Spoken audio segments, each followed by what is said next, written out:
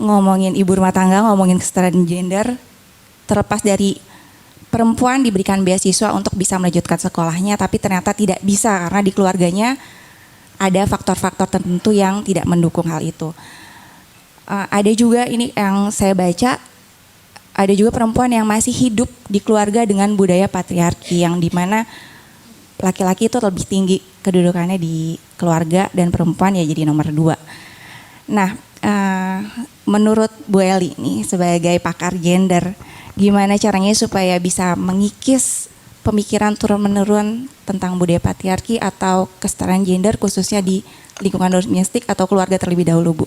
Silakan, Bu. Terima kasih. Sebenarnya pertama terima kasih atas kesempatan yang diberikan kepada saya. Sebenarnya saya tadi sudah mencatat satu poin dari Ibu Grefilma. Ini menyangkut masalah politik, tapi nanti barangkali bisa jadi pelengkap aja kalau diperlukan. Mengenai gender ya, tadi luar biasa ini penjelasan dari ukhti kita Ina tentang equality. Perempuan itu, ini saya tentu berbicara tentang Islam ya, karena saya pakar gender dari background keislaman dan tentu saya pengetahuan saya di sekitar situ. Bagaimana kesetaraan gender dalam Islam ya?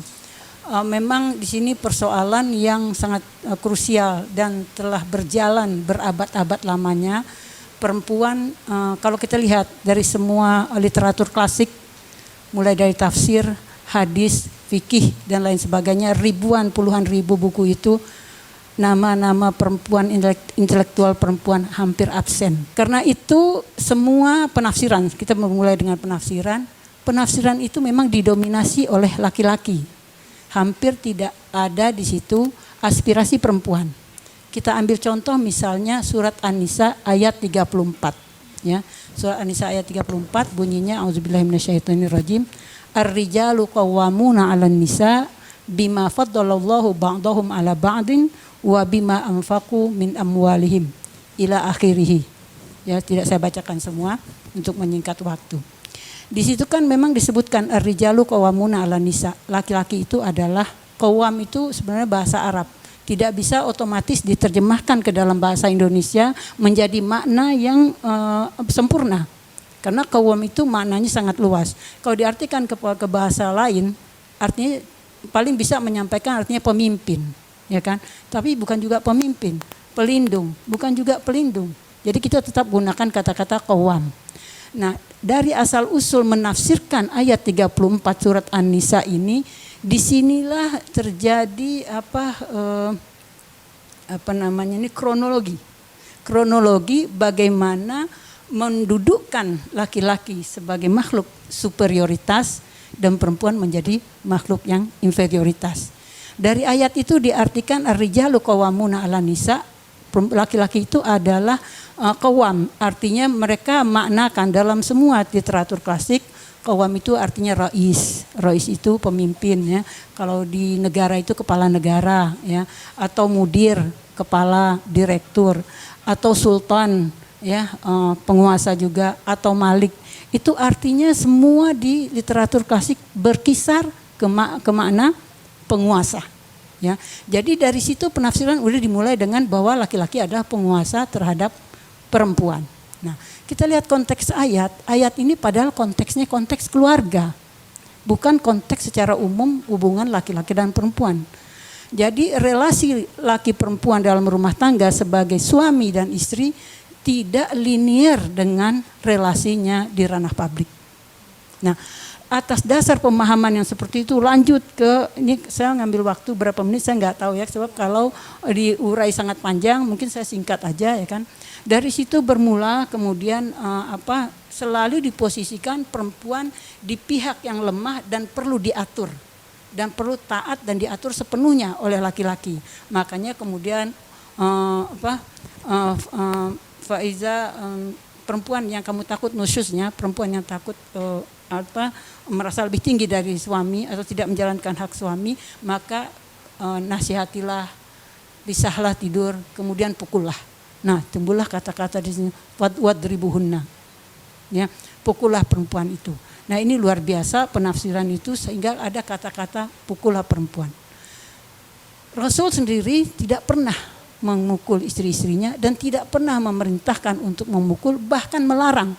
Janganlah engkau memukul hamba-hamba Allah, makhluk ciptaan Allah. Jadi apa yang dilaksanakan oleh Rasul bertentangan dengan yang ditafsirkan oleh para ulama. Sekarang dari penafsiran yang ekstrim itu muncullah di era kita ini, era khususnya megatrend 2000 ya, dimulai isu-isu tentang perempuan itu, bahwa ini abad kebangkitan perempuan. Mulailah perempuan menuntut haknya karena laki-laki itu pemimpin dalam rumah tangga karena kelebihan yang diberikan Allah dan juga karena nafkah yang diwajibkan kepada laki-laki, maka kemudian perempuan dikasih kesempatan untuk bekerja, perempuan punya uang lebih banyak dari suaminya, perempuan bisa berkiprah lebih baik dari suaminya. Timbullah tuntutan kalau karena laki-laki itu pemimpin, karena dia memberi nafkah, sekarang laki-laki banyak di PHK, terutama masa Covid. Perempuan bisa bekerja dari rumah. Kalau dulu harus dengan tenaga luar biasa, perempuan bisa bekerja online dan bisa mendapatkan uang lebih banyak dari laki-laki. Timbullah tuntutan kalau pemimpinan itu berpindah dari laki-laki ke perempuan. Jadi dari satu ekstrim ke ekstrim yang lain. Saya setuju tadi, bukan untuk menyaingi laki-laki ya. Kita lanjut dulu sedikit. Kemudian terakhir yang saya dengar ada KUHP kalau tidak salah, undang-undang yang mengatur kalau perempuan tidak rela digauli oleh suaminya, maka dia boleh melapor ke polisi dan suaminya bisa dipenjara. Ini jadi dari satu ekstrim kepada ekstrim lain. Dari pertama, kalau perempuan tidak mau melayani suaminya, maka dia akan dilaknat oleh malaikat. Di satu sisi, timbullah kemudian tuntutan perempuan kalau tidak rela dipergauli oleh suaminya, dia boleh melaporkan ke polisi dan suaminya boleh dipenjara. Saya selesaikan permasalahan ini, padahal dalam ayat 35 sudah diterangkan, ya kan? Kalau terjadi pertengkaran antara suami istri, fab'atsu hakaman min ahlihi wa hakaman min ahliha. Utuslah seorang dari pihak keluarga suami dan pihak keluarga istri. Ini masalah hubungan suami istri, masalah keluarga. Jadi tidak perlu dibawa ke ranah umum, khususnya tentang hubungan biologis suami dan istri. Jadi Islam sudah mengatur dengan begitu sempurna. Nah, sekarang persoalan kita dari superioritas inferioritas, sekarang kita ingin mengarahkan kepada persamaan, kan gitu. Jadi saya katakan bahwa apa yang telah ditetapkan Allah dalam Al-Quran bahwa laki-laki pemimpin itu harus kita akui. Laki-laki memang ditetapkan oleh Allah sebagai pemimpin dalam rumah tangga, tapi dia bukan pemimpin yang mutlak yang mengatur dari A sampai Z, dan perempuan harus patuh 100%, kalau tidak maka dia dianggap seorang pendosa. Yang kita perlukan sekarang adalah keseimbangan. Ya, kalau di dalam 34 Al-Baqarah itu ada nusus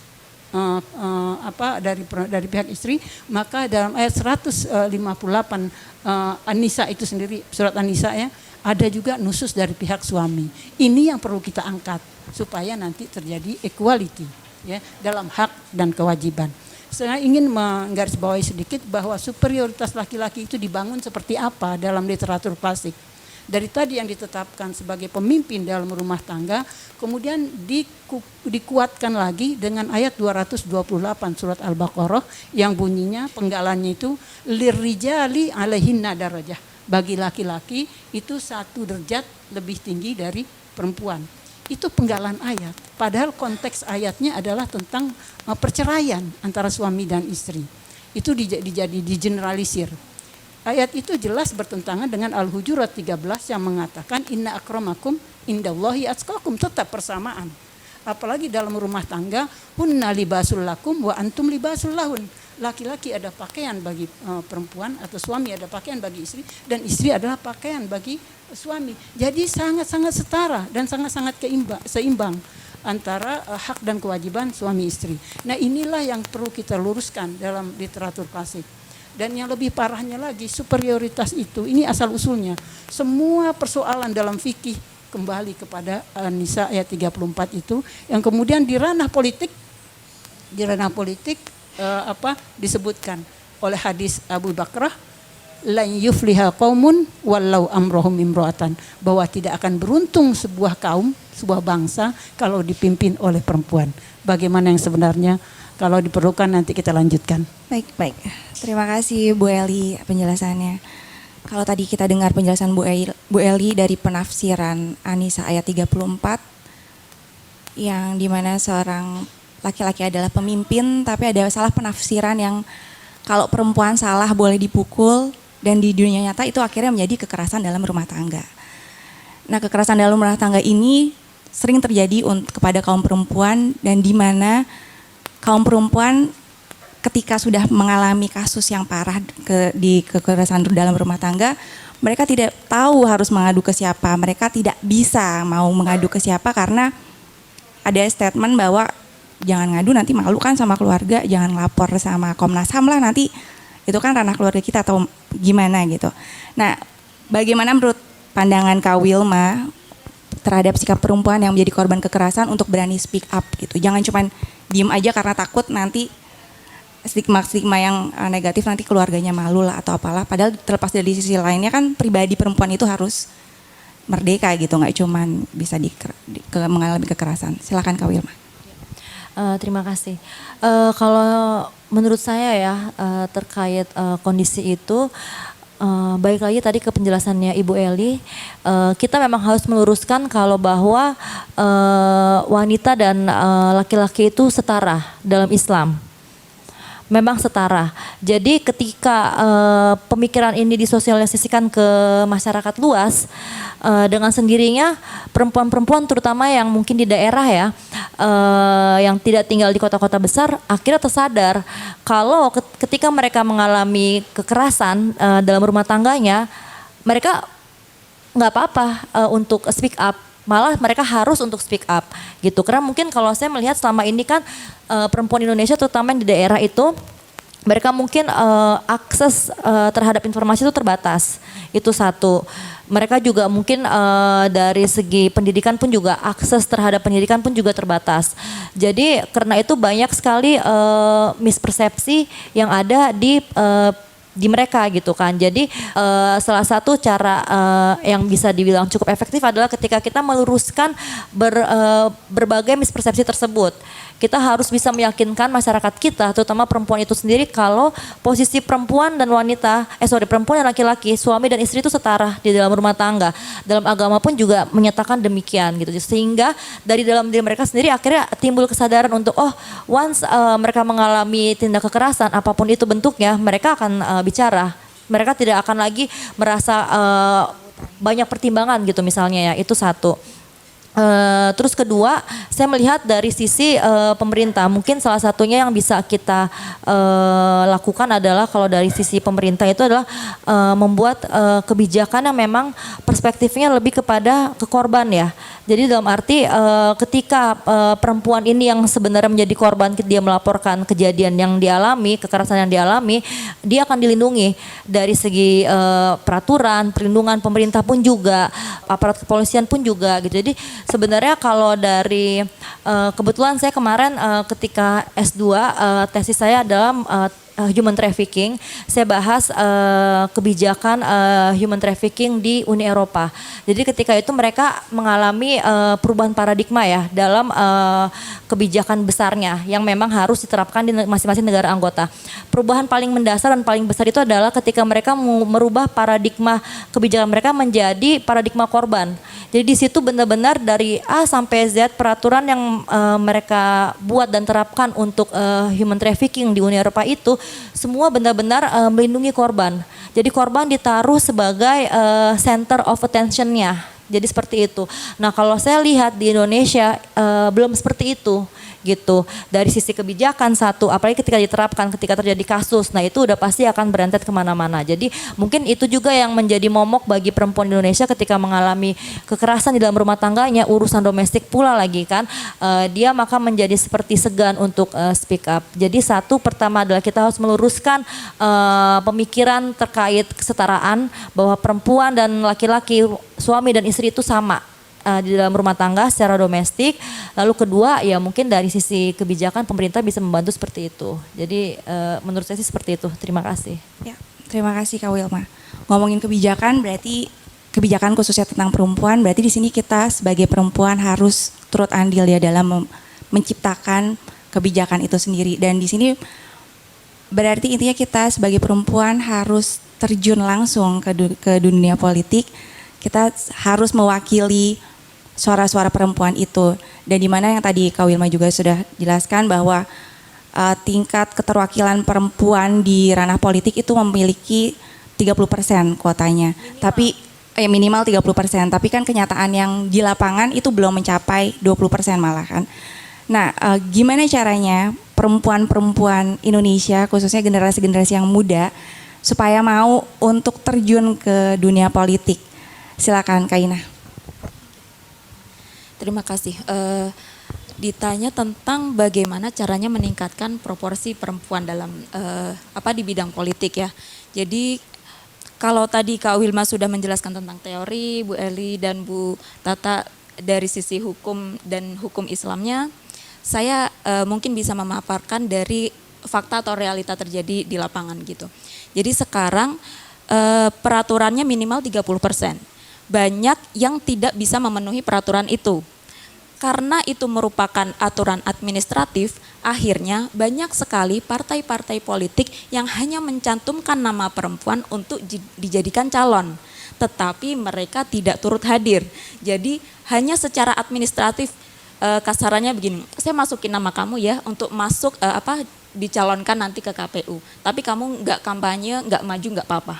Itu ironinya yang pertama. Kemudian yang kedua, bagaimana untuk meningkatkan peran politik, ya perempuan ini harus paham bahwa maksudnya aturan yang sensitif dengan perempuan, aturan-aturan yang mengarus utamakan gender tidak akan bisa dibuat apabila tidak ada peran perempuan. Karena apabila pemegang kebijakan itu laki-laki, mereka tidak punya sense itu. Jadi apa masalah yang ada di masyarakat sekarang, laki-laki tentunya lebih minim sense-nya daripada perempuan begitu. Karena itu dibutuhkan banyak jadi perempuan butuh mengedukasi dirinya sendiri. Yang pertama tentang kesetaraan gender, yang kedua bagaimana pentingnya kesetaraan gender ini bisa dimasukkan ke dalam kebijakan-kebijakan. Sekarang jadi saya beberapa kali pengalaman turun ke daerah. Yang ada di daerah itu banyak sekali anggota perempuan, tetapi ketika ditanya, jadi saat itu kami profiling, ketika ditanya, Ibu kenapa masuk ke partai? Oh enggak, saya cuma ngikut bapak aja. Ternyata dia cuma ngikut suaminya. Kemudian ada lagi yang betul-betul datang, tapi dia tidak tahu apa yang harus dia lakukan. Dia ingin berkiprah, tapi dia tidak tahu apa yang harus dia lakukan. Jadi yang menurut saya, yang pertama adalah kita membekali diri dengan mencerdaskan diri itu dengan cara pengetahuan-pengetahuan tentang kesetaraan gender itu tadi. Begitu. Intinya semuanya balik lagi ke edukasi terhadap perempuan. Jadi maksudnya edukasi ini mungkin di kita-kita yang sudah terbiasa mendengar tentang politik, terbiasa sudah berhubungan dengan masyarakat yang lebih bagus, mungkin kita sudah tahu edukasi tersebut. Tapi untuk perempuan-perempuan di sana yang lain yang belum teredukasi itu sangat membutuhkan edukasi tersebut, dan tentunya itu membutuhkan kader-kader perempuan yang akhirnya bisa memberikan edukasi tersebut ya Kak Ina. Bagaimana menurut Bu Tata peran perempuan dalam pengambilan keputusan politik dan keikutsertaannya mendesain strategi pemenangan pemilu? Kan kita menjelang pemilu nih Bu. Dalam partai politik pemilihan pemilu tahun 2024. Silakan Bu Tata. Kita seringkali itu salah strategi bahwa untuk advokasi persamaan hak atau equality of right, kita itu menyasar hanya ke perempuan. Padahal justru penting untuk memberi penyadaran kepada para laki-laki juga, semua masyarakat, bahwa sebetulnya equality of right itu tidak hanya menguntungkan perempuan, tapi menguntungkan semua orang. Sehingga sasaran dari edukasi itu jangan hanya perempuan, salah, ya kan? Jadi kita perlu ada orang-orang laki-laki, para pemegang keputusan, presiden, menteri, gubernur yang pro pada equality of right. Contoh tadi saya sudah sebutkan misalnya di DKI, Pak Anies itu contoh seorang laki-laki pemimpin yang dia pro pada equality of right, perempuan dan laki-laki. Contoh kebijakan misalnya salah satunya adalah membuat kebijakan cuti hamil untuk laki-laki 1 bulan. Kenapa ini penting? Karena bapak-bapak kemudian bisa terlibat di dalam proses mendidik anak di awal kelahiran.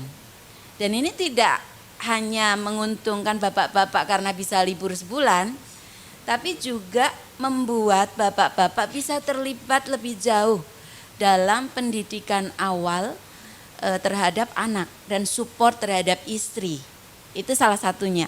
Jadi kalau saya katakan tadi adalah bahwa pendidikan itu bukan hanya kepada perempuan, tapi kepada semua, terutama kepada laki-laki dan perempuan semua yang masih punya pikiran patriarki. Gitu, saya kira itu. Dan kemudian tadi mengenai pemilihan ini ya, presiden, pemilu. Saya kira ini perlu bagi semua orang untuk ikut menyuarakan bahwa hak-hak persamaan hak antara perempuan dan laki-laki itu penting bagi agenda partai politik, bagi agenda semua presiden.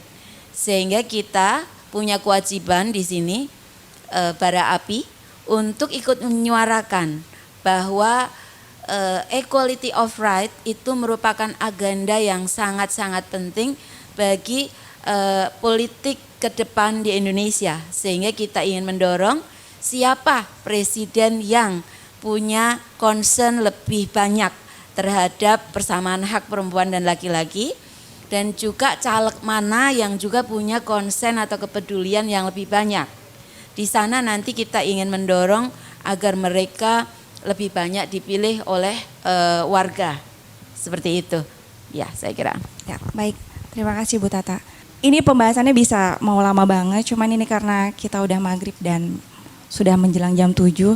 Jadi saya langsung berikan kepada Bu Eli closing statement dari pembicaraan hari ini mengenai perempuan dan politik.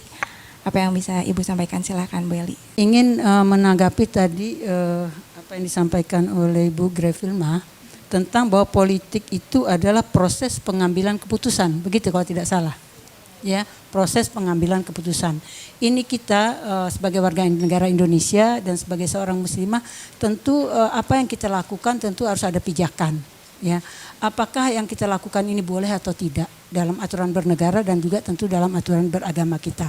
Saya ingin memberikan info tentang ini. Apakah di dalam Islam ada keterlibatan perempuan dalam mengambil keputusan? Kalau ini politik dikatakan dalam mengambil proses mengambil keputusan. Seorang istri Rasulullah bernama Ummu Salamah Hindun binti Abi Umayyah, ya. Ketika terjadi perjanjian Hudaybiyah, di mana di dalam perjanjian itu Rasulullah dengan pengikutnya akan berangkat umroh ke Mekah, ya. Ada ribuan pengikut Rasulullah ingin umroh ke Mekah. Nah, kemudian dihadang oleh kaum kufar Quraisy, ya kan. Nah, sampai di Hudaybiyah itu Rasulullah dan pengikutnya tidak dibolehkan untuk memasuki Mekah dan tidak boleh umroh. Nah, di sini apakah Rasulullah mengambil jalan berperang atau berdamai? Rasulullah mengambil jalan damai. Kemudian terjadilah perjanjian Hudaybiyah itu, di antara poin-poinnya adalah bahwa harus terjadi gencatan senjata antara kedua belah pihak. Yang kedua, bahwa orang-orang penduduk Mekah yang berangkat ke Madinah harus dikembalikan ke Mekah. Kemudian orang Madinah yang berangkat ke Mekah tidak boleh dikembalikan ke Madinah. Yang keempat, di luar dua kota ini diserahkan mau ke Madinah atau mau ke Mekah.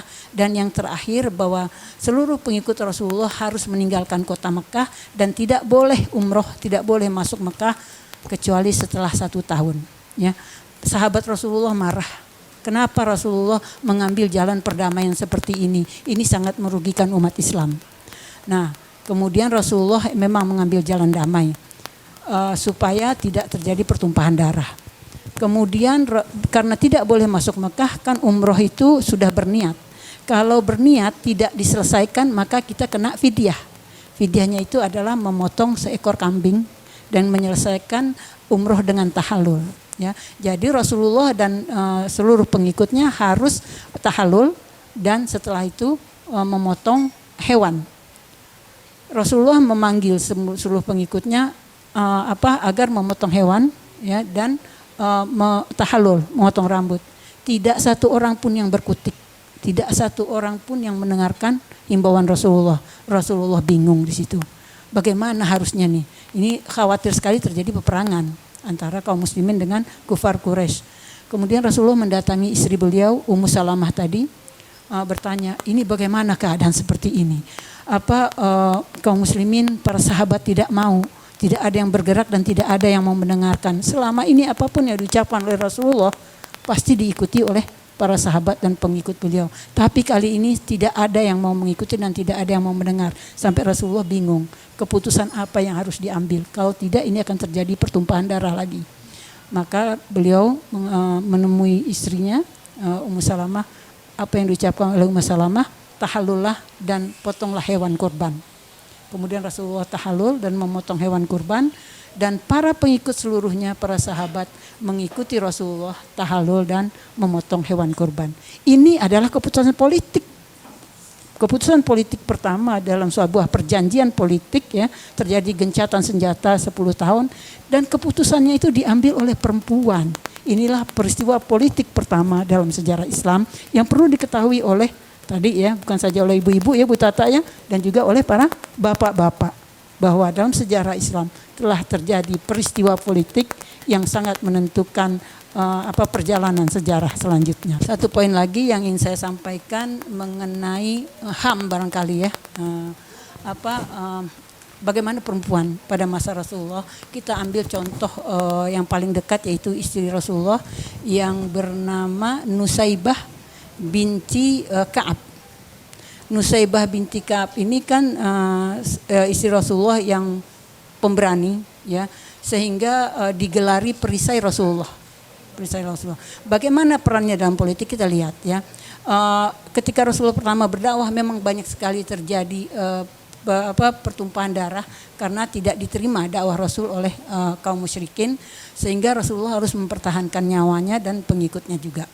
Nah, ketika pertama kali Rasulullah hijrah ke Madinah, ya kan, orang Quraisy tetap tidak terima bahwa pengikut Muhammad semakin banyak.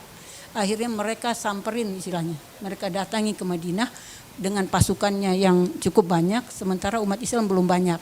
Terjadilah yang dinamakan perang pertama, yaitu perang Badar. Umat Islam menang dengan berjaya, ya kan, kaum Quraisy kalah. Dengan sakit hati itu kaum Quraisy ingin membalas. Tahun depannya dia kembali menyerang umat Islam, mendatangi Madinah lagi. Terjadilah perang kedua di Bukit Uhud, ya, ibu-ibu, bapak-bapak yang sudah umroh pasti sudah pernah ziarah ke Bukit Uhud. Dalam peperangan itu awalnya umat Islam kan menang, ya kan, tentara muslimin menang. Tetapi karena tamak dengan harta rampasan, dari Bukit Uhud mereka turun ke bawah, ya kan, untuk mengambil harta rampasan perang. Kemudian kaum kufar ini naik ke bukit dan memanah dari atas bukit, sehingga banyaklah para syuhada yang meninggal dunia ketika perang Uhud tersebut. Nah, ketika para syuhada sudah banyak yang meninggal, Rasulullah tentu tidak ada lagi yang melindungi. Maka Nusaibah ini yang tugas utamanya adalah logistik dan medis, ditinggalkan tugas utama logistik dan medis, dia angkat senjata untuk melindungi Rasulullah sampai dia juga terluka, katanya sampai terluka 12 luka, ya, yang cukup parah untuk melindungi Rasulullah. Nah, setelah itu peperangan selesai, Rasulullah sampai tidak menemui Nusaibah. Ditanya, kemana Nusaibah? Apakah dia syahid? Apakah dia masih hidup? Itu kan. Akhirnya diketahui bahwa Nusaibah dalam keadaan sakit parah karena luka. Alhamdulillah dia selamat dalam peperangan itu. Ini apa yang ingin kita sampaikan, bahwa sejarah para periode pertama Islam, perempuan terlibat dalam seluruh aspek kehidupan, termasuk dalam peperangan. Jadi Dan Nusaibah ini juga dikenal dengan perempuan pertama pejuang hak asasi manusia. Ya, sekarang ini terulang sejarah. Ayat setiap turun selalu berbicara tentang laki-laki, selalu berbicara tentang laki-laki.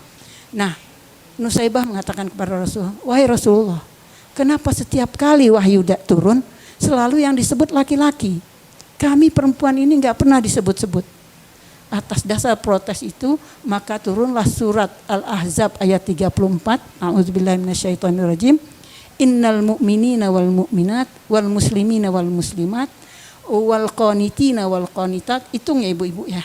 Ya, wal qanitina wal qanitat was shadiqina was shadiqat was sabirina was sabirat wal khashiina wal khashiat wal mutasaddiqina wal mutasaddiqat was shaimina wal shaimat wadz dzakirina Allah wadz dzakirat wal hafizina li furujihim wal hafizat wadz dzakirina Allah wal hafizat a'addallahu lahum maghfiratun wa ajrun azim.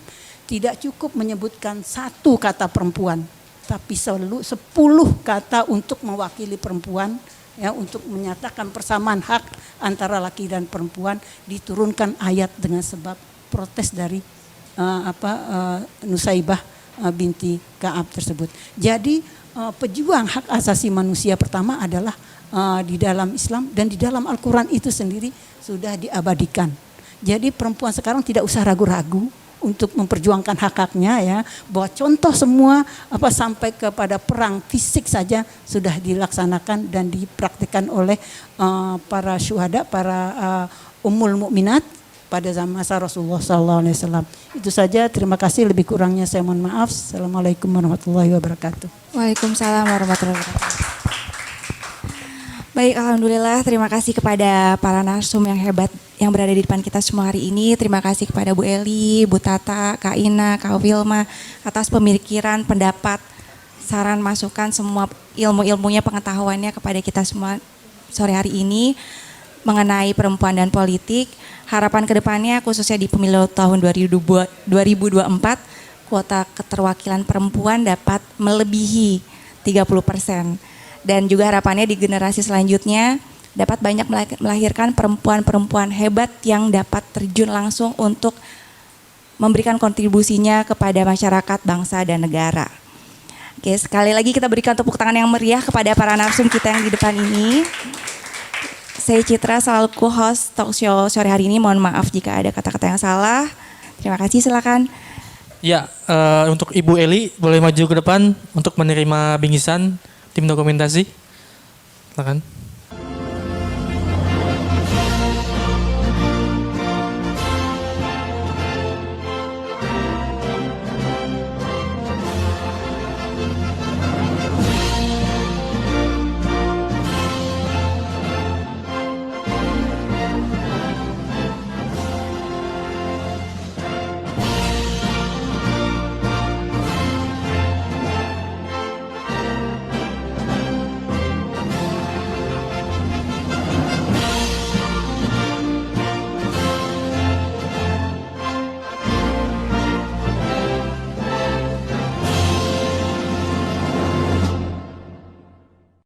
Kami para API Indonesia mengucapkan selamat menunaikan ibadah puasa 1444 Hijriah.